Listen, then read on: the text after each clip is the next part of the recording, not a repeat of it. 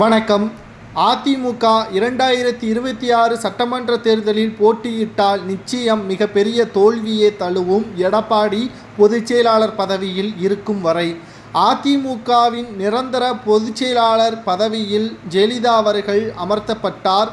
அதிமுகவின் ஒட்டுமொத்த வளர்ச்சியையும் ஒற்றை பெண்மணியாக உயர்த்தி மக்களவையில் 3வது பெரிய கட்சியாக உருவாக்கினார் மறைந்த முதல்வர் ஜெயலலிதா அவர்கள். ஆனால் அவர் உயிரிழந்த 2 ஆண்டிற்குள்ளாக பொதுச்செயலாளர் பதவியில் எப்படி எடப்பாடியால் இருக்க முடிந்தது? அதற்கு என்ன காரணம்? அதிமுகவை முழுமையாக சொந்தம் கொண்டாட வேண்டும் என்பதற்காக எடப்பாடி போட்ட திட்டம்தான் என்றும், இதை தட்டி கேட்ட எங்களை கட்சிக்கு துரோகம் இழைத்துவிட்டோம் என்று கூறி கட்சியிலிருந்து நீக்கியதாக அறிக்கை ஒன்றை வெளியிட்டிருந்தார். நீதிமன்றத்தை நாங்கள் நாடியுள்ளோம். இரட்டை இலை சின்னத்தில் ஓபிஎஸ்ஸிற்கும் உரிமையுள்ளது என்று நீதிமன்றம் நீதிபதி குமரப்பன் அவர்கள் தெரிவித்திருக்கிறார் என்றும், இன்று மறைந்த முதல்வர் ஜெயலலிதா அவர்களது சமாதியில் ஓபிஎஸ் அவர்கள் பேட்டி ஒன்றை அளித்துள்ளார். அதில் அதிமுகவிற்கு வந்த சோதனைகள் எல்லாம் சாதனைகளாக மாற்றியவர் ஜெயலலிதா அவர்கள். மக்களவையில் 3வது பெரிய கட்சியாக அதிமுகவை உயர்த்தியவர்.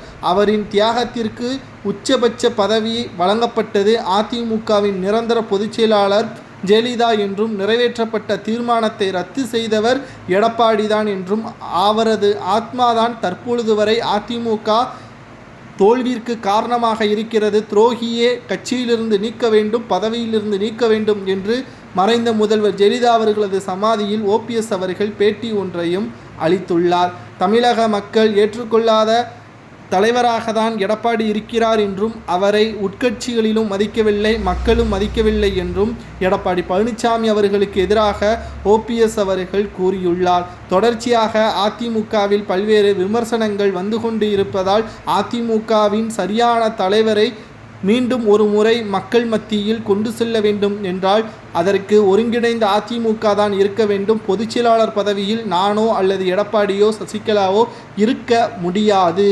அது நிரந்தர பொதுச்செயலாளர் பதவியில் ஜெயலலிதா அவர்களை தவிர அந்த பதவிக்கு யாரும் சொந்தம் கொண்டாட முடியாது என்பதை ஓபிஎஸ் அவர்கள் எடப்பாடியின் தலையில் இடியை இறக்கியவாறு கூறியிருக்கிறார். மறைந்த முதல்வர் ஜெயலலிதா அவர்களது ஆத்மா சாந்தியடைய வேண்டும் என்றால் எடப்பாடி ராஜினாமா செய்ய வேண்டும், அதிமுக ஒன்றிணைந்து தேர்தலை சந்திக்க வேண்டும் என்று ஓபிஎஸ் அவர்கள் கூறியுள்ளார்.